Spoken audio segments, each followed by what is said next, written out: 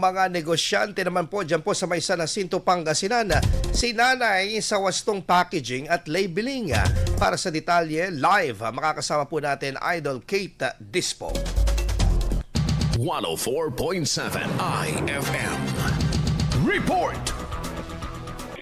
Nagsagawang Department of Trade and Industry katuwang Department of Social Welfare and Development ng Packaging and Labeling Seminar para sa mga benepisyaryo ng sustainability. Tinuro sa mga kalahok ang tamang packaging at labeling para masiguro ang kalidad ng produkto, mapatas ang marketability nito at matiyak ang pagsunod sa mga umiiral na regulasyon.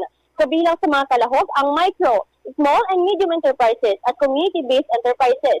Ayon sa DTI, mahalaga ang wastong presentasyon ng produkto para magkaroon ng mas maraming oportunidad sa negosyo. Bahagi ito ng Sustainable Livelihood Program ng DSWD na naglalayong mabigyan ng mga benepisyaryo ng mga praktikal na kasanayan sa pagpapaunlad ng negosyo at kabuhayan.